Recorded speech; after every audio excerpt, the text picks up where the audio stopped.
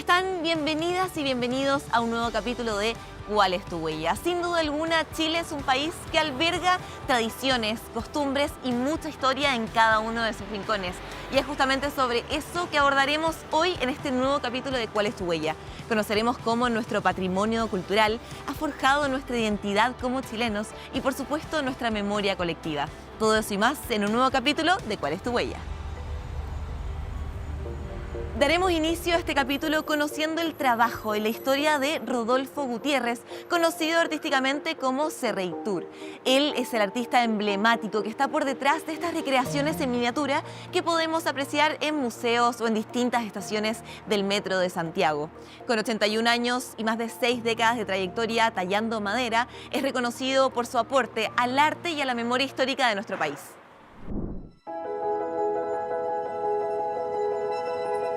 Los detalles son del mismo bloque de madera, con excepción de esta mano que los dedos es imposible hacerlo contra el hilo. Lo demás todo el mismo bloque de madera. Ahora, por ejemplo, yo, para ver que una cara quede igual, lo mejor es mirarla al espejo. En el espejo se notan las asimetrías. Yo soy Rodolfo Gutiérrez Schwerter y mi seudónimo es Serreytur. Soy tallador en madera y dioramista.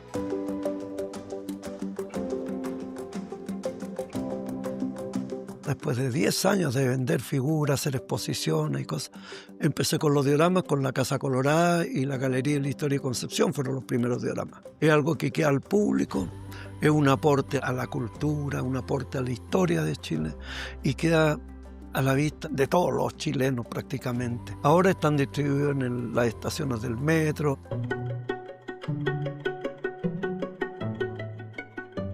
El método para hacer un diorama es totalmente personal. Cada diorama tiene su principio totalmente diferente. Muchas veces empiezo con una cosa, a veces empiezo con la caja, con el paisaje, a veces empiezo con los personajes. Ahora, lo que tienen en común todos los dioramas, hay que visitar el lugar que se va a representar. Eso es muy importante porque siempre hay fotografías, cuando son actuales, fotografías en los lugares, pero es distinto verlo personalmente.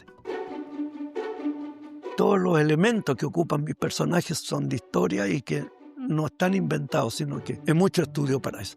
Pero cuando empecé los dioramas en el año 78, ahí se amplía la parte investigativa, es mucho más importante, tiene mucho más peso. Este es un diorama chico, tengo allá la caja, ya la tengo hecha, donde sale Pablo Neruda y Nicanor Parra, en el bar que tiene Pablo Neruda en su casa en Isla Negra, que tenía. Todavía existe el bar. Acá está Pablo Neruda destapando una botella con Nicanor Parra instalado en el bar. El bar allá era una silla, bancos, el bar mismo que es bien bonito. Esta es la foto de Pablo Neruda con Nicanor Parra que se va a reproducir. Ahí están los detalles de Leopoldo, pero acá está el bar mismo con todas las mismas cosas que tenía el bar. Hay varias fotos de las que yo me voy guiando, pero lo principal va a ser la visita a Isla Negra para confirmar. Te fijas, se busca unos palos para que sea exacto. A los pilares que tenía él de troncos, allá hay otro tronco. Estas carretas son la diligencia, era la misma de Estados Unidos, la misma del oeste norteamericano. Se importaron justamente las primeras, vinieron directo de allá, las trajo un gringo. La propaganda decía, Santiago iba al paraíso. Si uno ve después por abajo, está totalmente separado esta caja. Eso le da la velocidad al caballo, porque no saltaba como una carreta, sino que estoy casi en el aire. Mi arte no es una tendencia. Por ejemplo, yo no sigo la tendencia de un movimiento determinado. Lo mío es una creación total. La huella que dejo es que mi arte es único. Yo soy el único que lo hago y ese es mi aporte a la sociedad chilena y es la huella que pienso dejar. Ahora hemos retomado las actividades de exposiciones itinerante para que la gente conozca también mi trabajo fuera de los dioramas que están en exhibición pública. Ya va a estar funcionando todo el mes de mayo y principio de julio en Puente Alto, en la sede del Duoc. De ahí vamos con otra exposición. Después de eso, lo que tenemos muy grande es la exposición de Barnechea, en el centro cívico de la Municipalidad de Los Barnechea, la calle El Rodeo.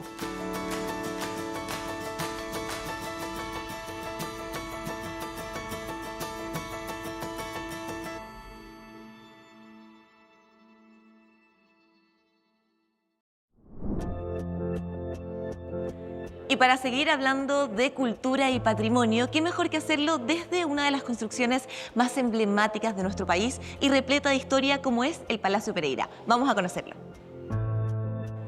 El Palacio Pereira, ubicado en pleno centro de Santiago, fue construido entre 1872 y 1874 por un encargo del entonces senador Luis Pereira Cotapos. Todo esto fue construido por un arquitecto francés, Lucien Henot.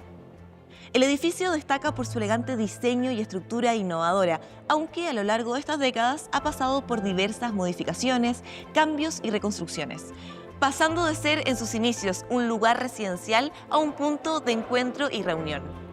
Ya conoceremos más sobre este maravilloso lugar y todas las actividades que se van a estar desarrollando este 24 y 25 de mayo en el Día de los Patrimonios Culturales. Pero antes, ¿qué se les viene a la cabeza cuando hablamos de patrimonio sonoro? Justamente sobre eso es lo que vamos a aprender en la siguiente nota, donde conoceremos a Eduardo Sato, campanero y campanólogo de la Catedral de Santiago. Vamos a conocerlo.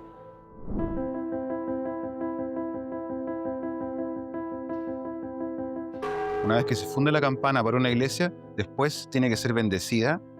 Y cuando la campana se bendice, adquiere el deber de alabar a Dios y también de ahuyentar a los malos espíritus. La iglesia cree que los demonios, por ejemplo, odian el sonido de las campanas y eso los aleja. Y las campanas mismas a veces en sus propias inscripciones nos dicen: yo soy, por ejemplo, San José, diciendo: yo soy una entidad viva que estoy al servicio de la iglesia. Los Campaneros de Santiago nacen en el año 2012 y es una agrupación dedicada a recuperar toques históricos de campana en distintas iglesias de Santiago, basándonos en documentos antiguos, ¿no es cierto?, particularmente ordenanzas de la colonia del siglo XIX que describían más o menos cómo se tenían que tocar las campanas en ciertas ocasiones. Y eso nosotros usamos para reconstruir estos toques históricos que habían sido olvidados hace muchísimo tiempo. Acá estamos en la torre sur de la catedral, donde están las campanas más antiguas, las campanas de la colonia. Estas dos campanas que vemos acá fueron fundidas por Silvestre Morales. Una en 1790, que es esta, que se llama Nuestra Señora de los Dolores, y esa otra en 1789, que se llama San Pedro, y que se sabe que la trajeron de noche a la catedral con 6 yuntas de bueyes. Entonces, si yo hago sonar esta campana, escuchamos finalmente el sonido que se escuchaba en la colonia en 1790 y que han escuchado generaciones y generaciones de santiaguinos con el correr del tiempo. El campanero es el encargado obviamente, de hacerse cargo de los toques de campana. Tradicionalmente tenía que hacerse cargo también del cuidado de la torre y tenía que enseñarle el oficio a sus ayudantes. Era un mundo bastante organizado por la tradición, más que por documentos escritos. Y finalmente era el encargado de comunicar a la ciudad, ¿no es cierto?, distintos eventos religiosos.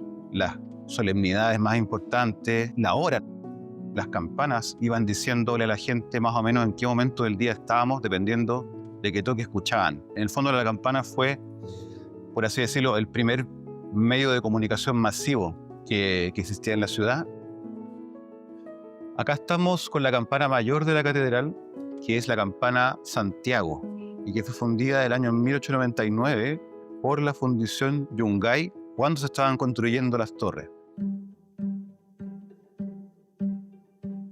Yo empecé a interesarme mucho en estos objetos y posteriormente yo hice un magíster en musicología en la Universidad de Chile y ahí hice como tema de tesis una suerte de historia de las campanas de Santiago que contara las características de la campana como instrumento, los toques históricos que se habían hecho, particularmente en la Catedral de Santiago, La huella que busca dejar los Campaneros de Santiago es visibilizar, o más bien hacer oír, ¿no es cierto?, esta idea de que existe además un patrimonio sonoro. El patrimonio usualmente uno lo asocia a cosas materiales, a la arquitectura, a la pintura, a la escultura, cosas de ese tipo.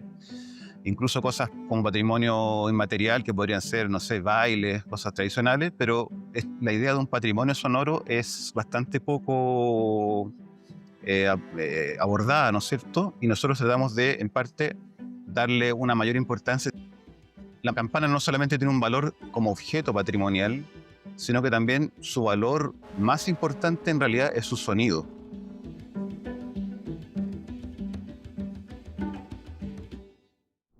Usted ya lo tiene claro, el Círculo de Especialistas tiene todos los beneficios que usted necesita, capacitaciones, talleres, descuentos y más, porque el que sabe, compra en Sodimac. Sodimac, más socios que nunca.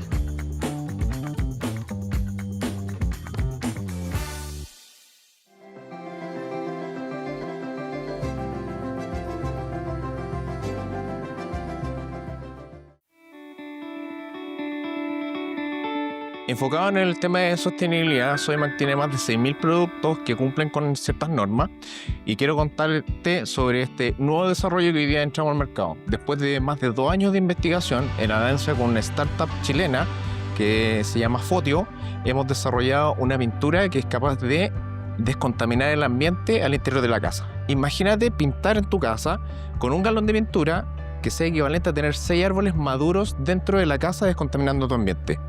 Parece magia, pero es ciencia. Nosotros hacemos un desarrollo basado en nanotecnología, nanopartículas que incorporamos en diferentes materiales los cuales interactúan con la luz y al momento de hacerlo promueven una reacción fotoquímica, la cual es muy parecida a la fotosíntesis que llevan a cabo plantas y árboles, con la diferencia que este proceso no es biológico, sino que es químico. Lo que hace es que justamente al interactuar estas nanopartículas con el gas contaminante lo degrada y lo transforma. Vale decir, transformamos materiales de la construcción, materiales de uso masivo, como pinturas directamente en purificadores de aire. Muchas veces nos encontramos que hay productos que tienen características como la que yo te hablo, pero que el precio ya se nos escapa un poco la mano. Y lo que nosotros queremos llegar es que cualquier persona que tenga la necesidad de pintar pueda tener una alternativa conveniente a la calidad de un buen producto, pero también con particularidades como esta que te puedes contaminar el ambiente.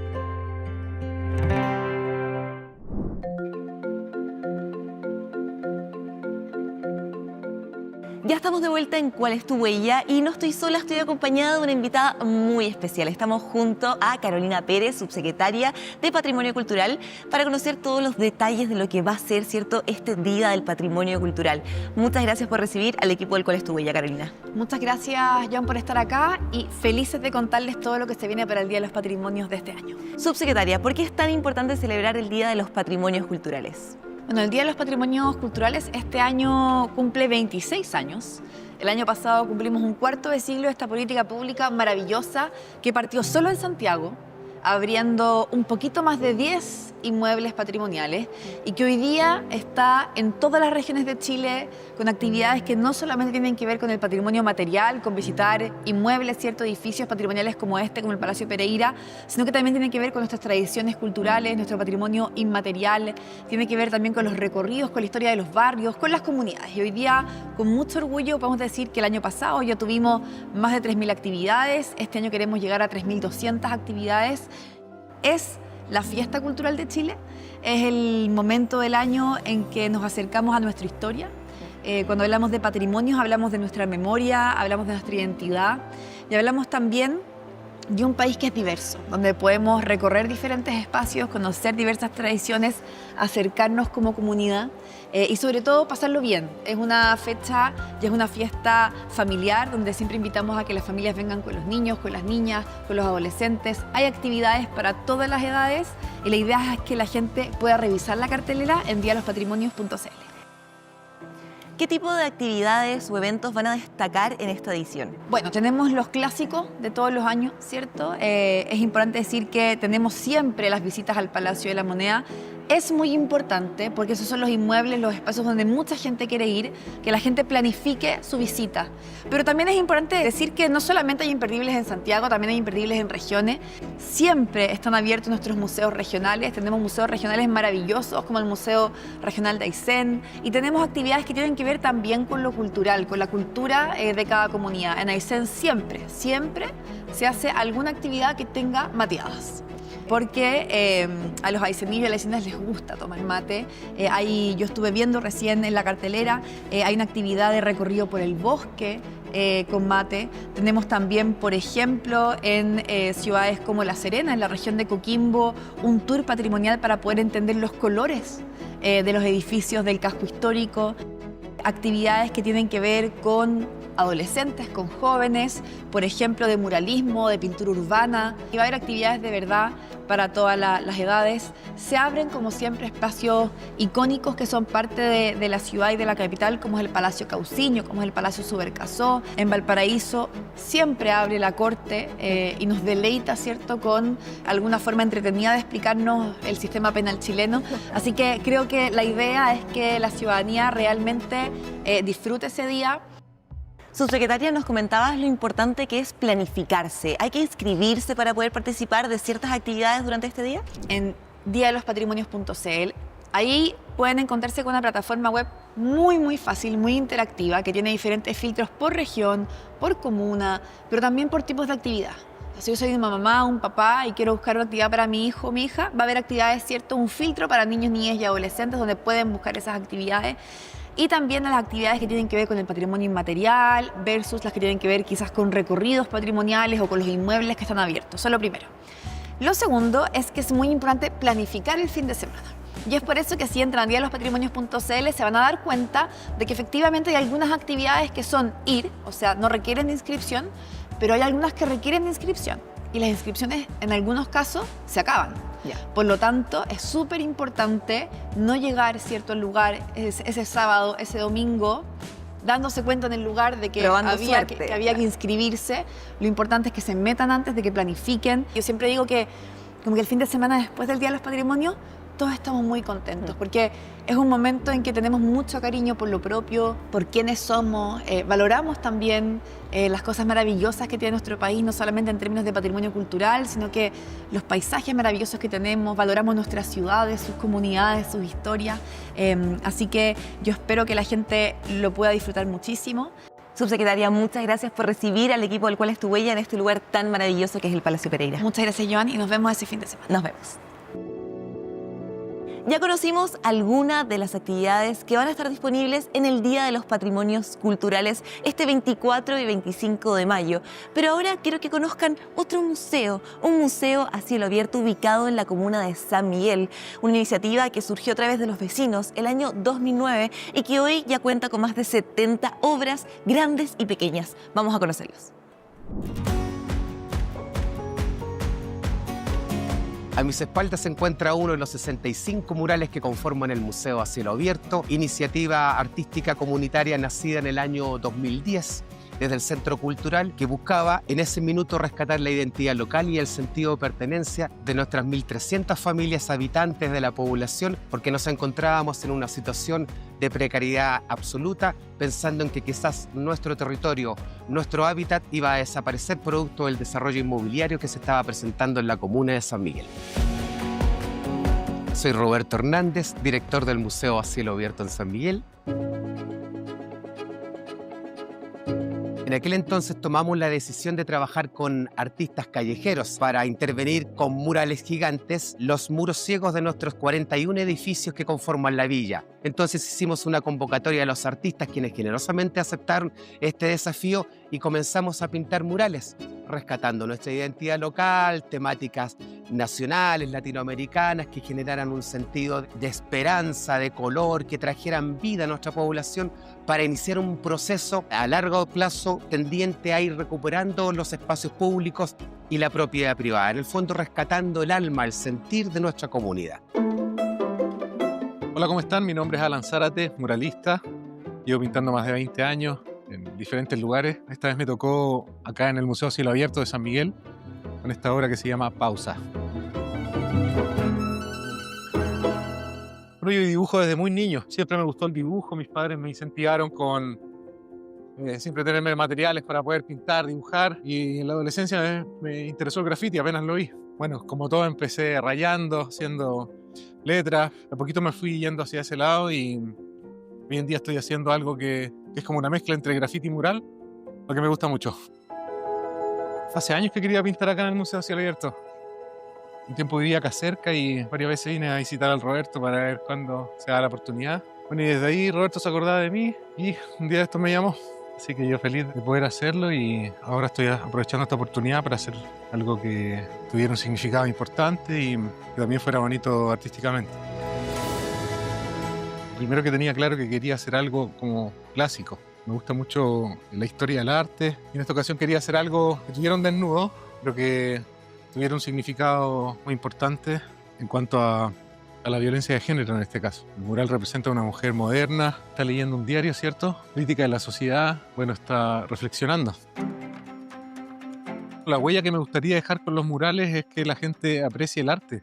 A veces pasa mucha gente que no lo aprecia o que no se da cuenta, que no tiene la oportunidad de ir a galerías también, no tiene conocimiento de arte y esto lo acerca a ellos. Ha sido súper bueno en cuanto a la gente, a los transeúntes, nos felicitan, conversamos.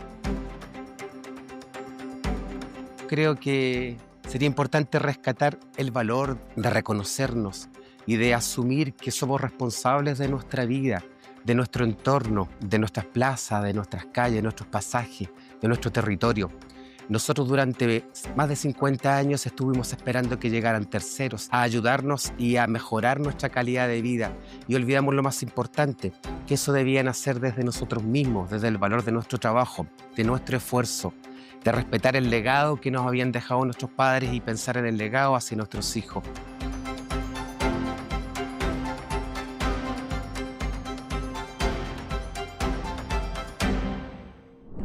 Y llegó el momento de responder sus preguntas, aquellas que nos han llegado a través de nuestro Instagram, @cualestuhuella 24 horas. Todas esas dudas ligadas a una vida sustentable. Hoy hablaremos de cómo podemos reciclar de una forma correcta y como siempre no lo haremos solos, lo haremos de la mano con Macarena Palma, gerenta de marketing y asuntos públicos de Resimple, una gran SIC a cargo de la gestión de residuos.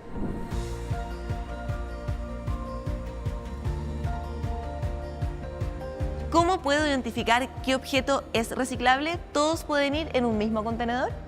Se puede hacer primero que nada, a través del sello Elijo Reciclar, que es un sello que tienen varios productos que son de material reciclable, pero no todos lo tienen, así que esa es una forma de identificar, y si no, la otra es a través de la educación, asegurándonos que la gente entienda que los vidrios, todo lo que son las botellas de vino, cerveza, de bebidas de vidrio, son reciclables, como los perfumes también. Por otra parte, todo lo que son los cartones, las cajas de cartón de pizza, de huevos, las bolsas de papel, todo lo que son las latas y hojalata, las latas de salsas, de tomate, etcétera, de sopas, eso también. Y todo lo que son los cartones para líquidos, que son conocidos como Tetra Pak, como también los distintos plásticos flexibles y también rígidos, que van, dependiendo del flujo que pase por la recolección en casa, van de manera conjunta. Muchas veces las latas, lo que son los envases flexibles de plástico y también los cartones. Los vidrios siempre van en separado en las campanas, y en los puntos limpios también las bocas identifican cada una de las separaciones. ¿Cómo debo preparar los objetos antes de reciclarlos? En Resimple tenemos un mantra: limpio, seco y aplastado, listo para ser reciclado. ¿Qué significa eso? Primero, limpio, tenemos que asegurarnos que no quede ningún residuo, ni líquido ni orgánico dentro de la caja, dentro de la botella. No necesariamente hay que lavar con agua, sino que asegurarse que no esté el residuo dentro. Después seco, relativamente seco, dejarlo ahí para que termine de secarse. Y por último, aplastado, obviamente no en el caso del vidrio. ¿Y por qué aplastamos? Porque aplastar permite que se reduzca el volumen de residuos que se generan dentro de tu cocina o tu logia donde estés recolectando los distintos residuos para el reciclaje. ¿Qué ocurre con el reciclaje posteriormente? La ruta del reciclaje efectivamente empieza con la segregación o separación que uno hace en el hogar, por ejemplo, que el vidrio vaya a campanas y que efectivamente el resto de los residuos sean recolectados en casa. Lo puede pasar a buscar un camión de reciclaje si existe la recolección casa a casa, si no, uno va a un punto limpio donde uno dispone de los distintos residuos. Posteriormente se va a una planta de clasificación. ¿Por qué? Porque ahí en la planta de clasificación se realiza la separación, la segregación a través de sistema automatizado o a través de personas que hacen la separación. Y de ahí, cuando ya estén separados los distintos flujos, se envía a una planta valorizadora, que es donde efectivamente ocurre la economía circular, se cierra el círculo y esos residuos, distintos residuos, son convertidos en materia prima para poder entrar nuevamente al mercado de la economía circular. A nosotros, lamentablemente, ya se nos acabó el tiempo, pero aquí, desde el Palacio Pereira, les quiero recordar que este 24 y 25 de mayo es el Día de los Patrimonios Culturales y que, por supuesto, ustedes pueden ser parte de esta y otras actividades que van a estar disponibles. Muchas gracias a todas las iniciativas que fueron parte de este tremendo capítulo, que nos ayudaron a conocer y entender un poco más sobre nuestra cultura y patrimonio. Por supuesto, gracias a ustedes por acompañarnos día a día y formar parte de esta linda comunidad. Recuerden que a través del código QR que está saliendo en pantalla pueden tener acceso a noticias de actualidad, tips de una vida sustentable y mucho más. Y por supuesto también síganos en nuestras redes sociales @cualestuhuella 24 horas. Como siempre, nosotros nos volveremos a encontrar en un próximo capítulo de ¿Cuál es tu huella?